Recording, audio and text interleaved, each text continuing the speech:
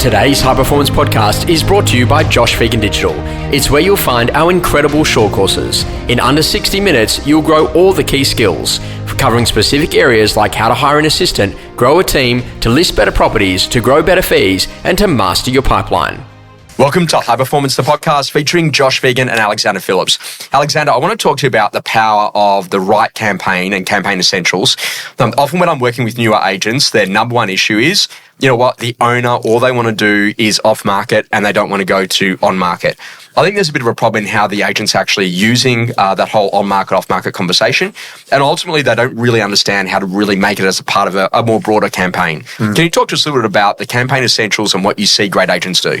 Hi, Josh. Thanks for having me again. I think with the campaign essentials, I would say, let's look at the off-market firstly. That's the agent not understanding that, getting on the market is going to get the best result generally, and falling into the trap of trying to easily get a listing by doing off market. Then you're sort of going down this route of looking for buyers. If you don't have buyers and you're sort of losing momentum or losing trust with the owner. It's about understanding that going to market means there's no one that you're going to miss, and actually understanding what that means and the different trigger points during a campaign, what you need to do, how you do it, explain to the vendor what they do, why going to market is the best on, obviously advertising it not just locally but globally through a website. So I think it's if you have really good case studies and you understand, how a campaign can really drive momentum and drive urgency and meet not just your database buyers, but also, new people into the marketplace. Like I showed a house just, half an hour ago in Tamarama, and they've just relocated. He's a film producer from LA, relocated, 2 months ago in a short-term furnished accommodation. I think they buy pretty quick. First house they've ever looked at, high chance they buy that house, zero chance they would have seen it off market. Yeah. So, the interesting thing is that, back in the 70s, my dad was always about the forthcoming auction. That was a big thing in Victoria. So by the time it came into the 80s and 90s, it was just the week or two before you actually launched it live on the websites, or back then it was the newspapers, to then go make all that sort of stuff happen.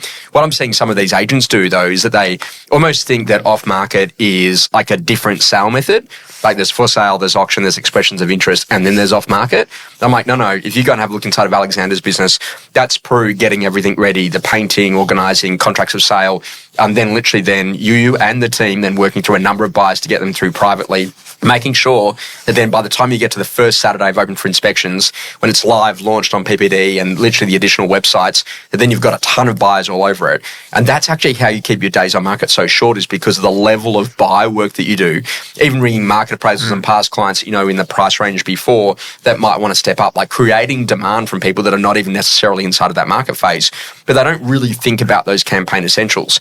If you have a look at it, and you get it every so often where a vendor is like, hey, Alex, I don't want to pay for vendor paid marketing, or I don't want to go with auction, or I don't want to do open for inspections, or I only want to do off market. Do you anticipate that those types of questions might come up, or those objections might come up, and then work a way around those? Yes, we win a lot of business that way by obviously being really truthful in what we believe is best for the vendor, and having it's a number of things. It's a game plan.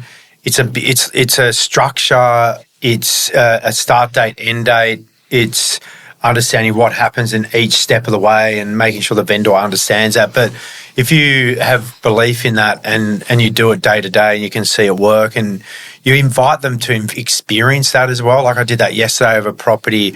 We invited the vendor to come to one of our opens. We're trying to secure their business on what it means, to come to an open house and see other buyers and the questions they're asking, and them getting our text at the afternoon saying, thanks for coming through. By the way, we're open Sunday at 1:00.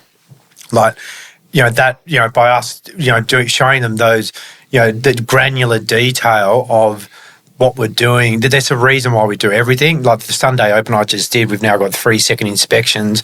2 of them are in 1 hour. We've got 2 buyers ready to buy it after 3 days on the market, not 10 days on the market. So, or at the auction day, hoping a buyer turns up. And so, often what I do is I say, hey, draw a line on an A4 piece of paper And now what I want you to tell me is what are your stages? And so my stages, for example, might be off market, launch week, now it's on market, now it's the week of the auction, now it's actually the sale day, now it's the week after the auction. And each of them are different specific stages and different specific things will happen.